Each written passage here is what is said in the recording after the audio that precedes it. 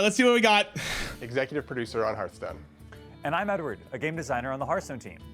To kick this dev update off, we just released our latest balance patch. We'll talk a bit about balance changes across Standard and Battlegrounds, but this update... Wait, I just realized Tyler's gone, right? Mr. Bielman, he's gone. So is Edward going to take, maybe Edward takes his place. Okay, I'm for it. Like Edward. We'll be sharing general updates around Arena, BlizzCon, and a few reminders. And we'll end the video with the full reveal of our new class sets releasing next week. Here's a sneak peek at some of the gameplay of these class sets focused on Rogue, Priest, Warlock, and Warrior.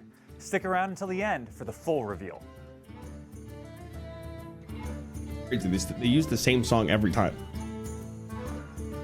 All right. First balance patch for Violet Hold, we did a number of changes focused on supporting underperforming archetypes from the expansion. The results were mostly positive. Since that patch, we've seen players experimenting with Herald Warlock, Azalina Priest, and Egg Death Knight, utilizing those newly buffed cards. I myself have had a lot of fun with Millhouse, but Demon Hunter got a little too powerful. And some of you all played a lot of Demon Hunter. There was maybe a little too much vengeance, so we decided to tone it down a bit. We made a change to Vicious Void Scale during a content patch, which is pretty abnormal for us. When we made that change, we saw some confusion around why we made just one card update and didn't do a full balance update. The main reason is, it's a Battlegrounds patch. We typically don't have balance changes planned for Standard during that period because we really want to shine a light on Battlegrounds. But Vicious Void Scale... Can I ask a question? Because that's a really interesting thought I've never heard them really bring up before. Do you guys really think there's a huge crossover between if they, like, or do you think there would be a problem of people wanting to play Battlegrounds if there was a patch in Standard? I don't think I've ever really considered that before. Like, I feel like they're kind of completely different audiences. I can understand the idea of like, hey, all the new content's here, so try this out. Like, especially if it's like a major patch, I can understand that logic a little bit. But I feel like they're kind of like different things at this point entirely. It's very interesting. I think it's one team. It's not one team. There's two different teams. There's a BG team and there's ours. It's like a Standard team. Balance update to take care of it. 1, to keep the meta healthy, and 2, to account for the new event card that was about to come out and further support Demon Hunter. That brings us to yesterday's balance patch, where we made a number of additional changes to keep the experience fresh and fun on the ladder. Before this, the overall speed of the meta was running faster than we would prefer.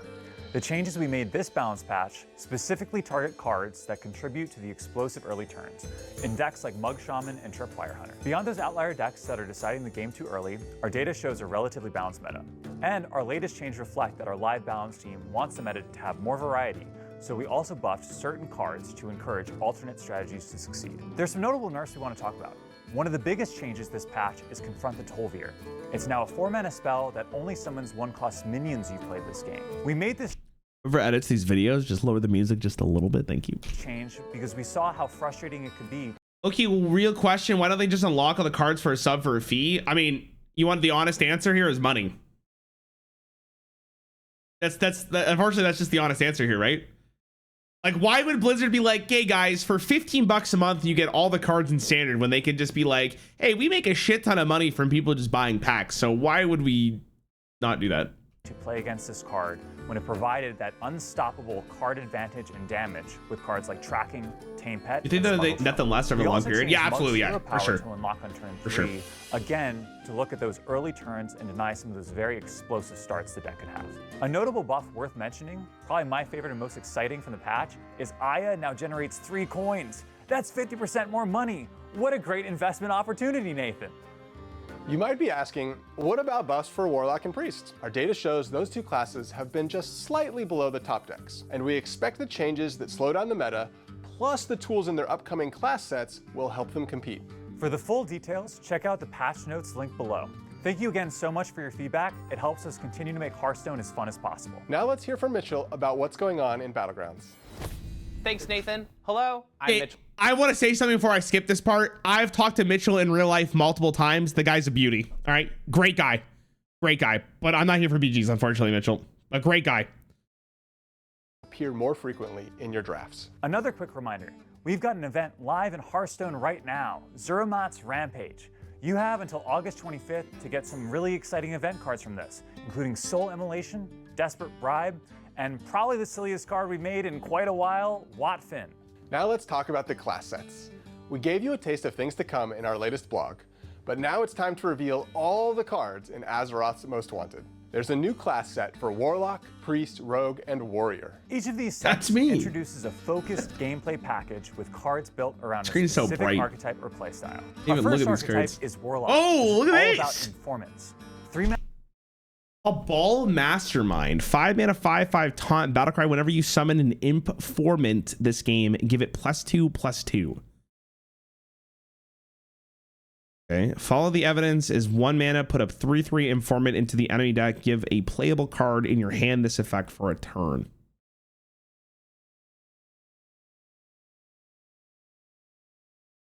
Give a playable card in your hand this effect for a turn. Oh, so that means you could, like, if you have 1 mana left over, you get like a 1 mana card that also puts a 3/3 in their deck. Okay. Frame Job is a 5 mana, destroy 2 random enemy minions, discover a minion in the enemy deck to put on top. So I'm guessing is like you want the enough informants to use Frame Job to put the imps on top of the deck. Informant is a 3 mana 3/3 with lifesteal. Oh shit.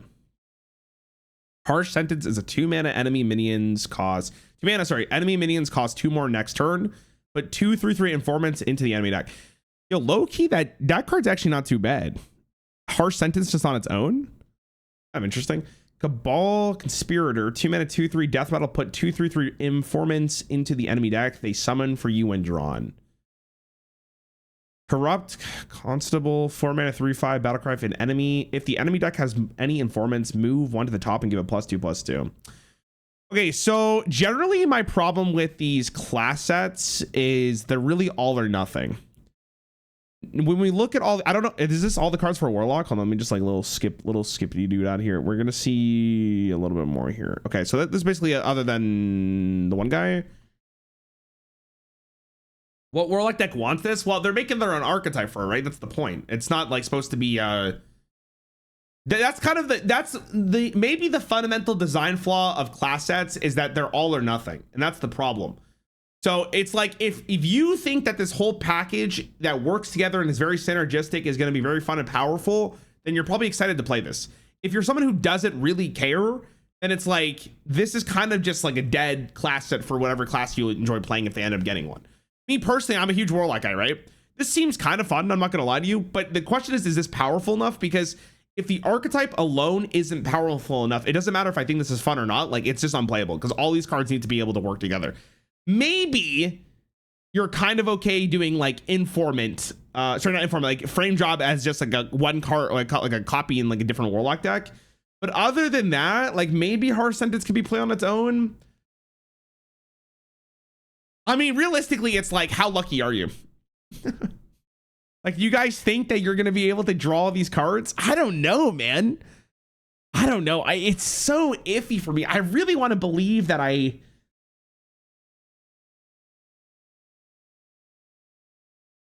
really want to believe that I can. Spirit is interesting, though. One for you when drawn. Other than Frame Job, I'm not like losing my mind about it. I don't know. I feel like this is I don't know if this is gonna be good enough. Inherently, I don't know if it's like that fun of a design either, but I mean, that's just my personal opinion, right? You could have a completely different opinion than me. You can shuffle in these dastardly demons with cards like Cabal Conspirator and follow the evidence, then use tricky cards like Frame Job to pull them out earlier than your opponent. Too hard to make Hearthstone players happy. I mean, hey, that's just the nature of card games in general, right? You can't. That's why it's like important not to please everybody. You make cards that you just believe as designers are good for the game. Like that's the greatest thing. That's why as a YouTuber, by the way, I don't ask you guys all the time, what videos do you guys want to see? Because most of the time you guys are not going to give me the right answer. Okay, Godfather Kazakis is a 3 mana 3/3 battlecry plot, a custom sham trial, then choose the trial's length. Okay, so I saw this earlier. So take trial finishes at 4 turns. So it's like an aura. The trial finishes at the start of your next turn, and the trial finishes immediately. I mean, overall, like you get to pick 3 of these twice. I think this card is probably just going to be played in a wide variety of decks because it's so versatile. That's the major thing here, right? But other than that, it's like sweet legendary this time around for Warlock. I think this card's in fine. Godfather Kazakus. Card's fine. Similar to Kazakus of the past, Kazakus is a it good will card. create a custom card using 2 effects. This is good. But there's a big difference this time that I think will lead to some really interesting gameplay. Instead of choosing the mana cost at the start, you'll choose it at the end and pair it with how long you want his trial to go on. Either spend a little bit of mana for the trial to resolve several turns from now, or spend a ton of mana to have it happen right away. Priest takes a very different approach. This set focuses Okay, so Wraithfang Geist is a 7-mana 5/5 battle cry. Resurrect your minions that were reborn this game. They attack random enemy minions. 3-mana 2/3 reborn. This is reborn with full health and enchantments. Full steed. Okay. Slime'em is 4-mana to destroy all minions. Each player gets a 3-cost spell that resummons theirs. Whoa, whoa, whoa, whoa, whoa, whoa, whoa, whoa, whoa, whoa. That's kind of a good card. What the hell? Ectoplasm is 3-mana, resummon all friendly minions that were slimed. Oh, that's the card you get from Slime'em. Okay, I was like, what the fuck? Spectre Specialist, 3-mana 3/2. Battlecry, give a friendly minion reborn. If it already has reborn, summon a copy of it. The fuck?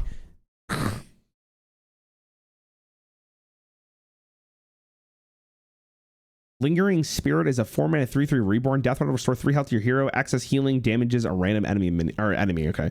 Haunt is 3-mana, give a minion +2/+3 reborn. And Taunt, I think Haunt's actually decent. Follow the Ghost, 2-mana 2. Summon a 2/1 Ghost with reborn.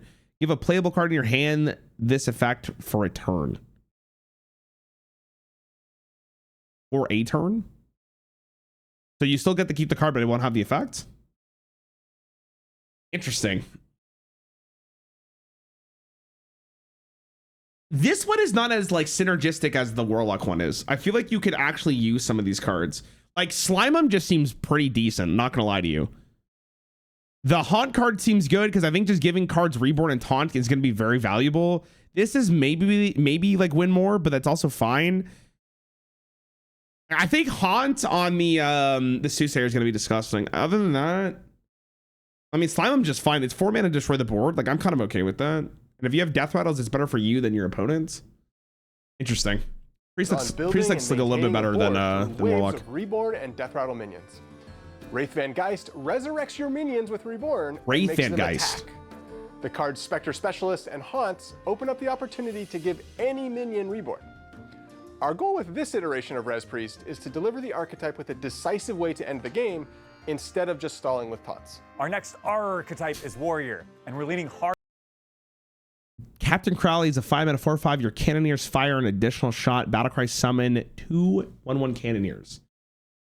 Cannoneers are a 1-mana 1/1. At the end of your turn, deal 1 damage to a random enemy. Blast Powder Engineer is a 2-mana 2/3. On your turn, friendly pirates deal 1 more damage.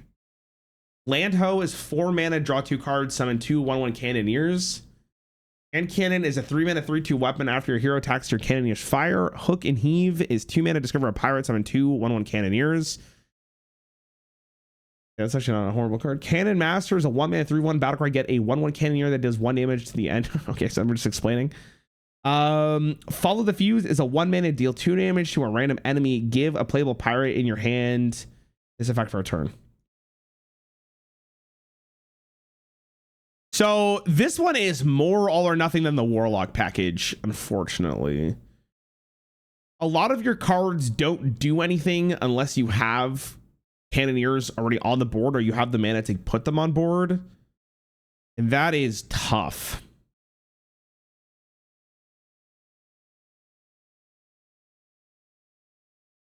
The 2/3 pirate seems good. Friendly pirates do 1 more damage. We had there's like Void Touch Attendant for Priest, I think during, is it Stormwind? That shit was kind of bonkers. Landhost seems okay. Warrior doesn't have like a ton of draw, so that's fun. But other than that, man, it's so like the design of this is so hard because like it's really all or nothing. And I guess it's like if it ends up being bad, then they need to be buffed quite a bit. But I'm not like losing my mind for it. That's the problem. Don't forget Hogger. Yeah, but again, Hogger, I think Hogger actually makes your deck a little worse. Because like Crowley is like fine. But I don't think a 5-mana 4/5 that summons a 1/1 that deals 2 damage. Kind of ass.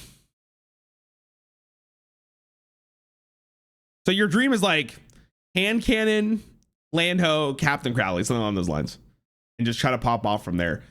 But I feel like this is just not that powerful. The thing is about this, and I want to say this honestly, is sorry, I don't know if you guys can actually see the weapon. I just realized that some of you may not be able to see it. Go back in time in case anyone's curious. Yeah, okay. The thing is like the artwork of that card is very nice, so it's kind of unfortunate. Increase the damage these cannoneers deal. And then Do you know reason for Crowley not to be rest of the game? Rest of the game is just so like it's so spooky. I don't know. Like maybe it's too much.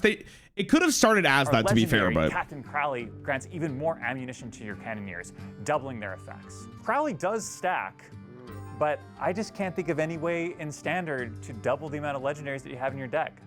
That sounds like it breaks the rules. Lastly, we have Rogue. This set is all about the Matthias Shaw. 4 mana 4/4 stealth. Whatever a friendly stealth minion attacks, reduce the cost of a random card in your hand by 3. Okay. Trick of the trade. 1 mana deal 1 damage. If a stealth minion attacks while holding this, deal 3 instead. Okay. Sky's Operator. 1 mana can be played on either side. Rush. Death Rattle. Your opponent draws 2 cards. Ooh.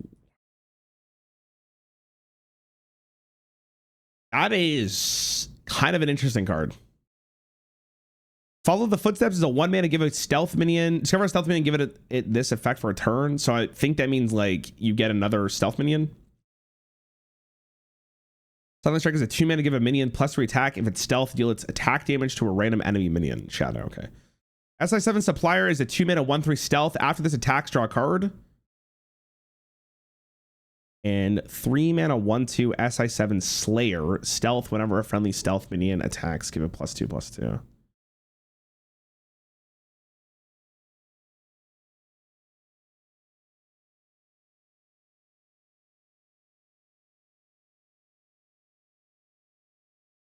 I don't know. These are so interesting.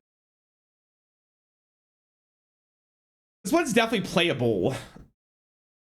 There's already like some stuff in the core set that's probably okay for this, but the payoff isn't super juicy, unfortunately. And I don't think this is better than 2-cost Rogue, which is the other really important thing here. So it's like, does SI7 Supplier see play in the Rogue deck? Probably.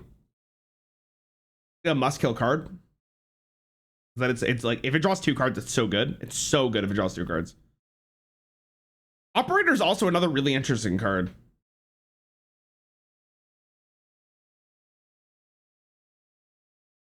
I don't know, maybe. In fact, it's kind of whatever.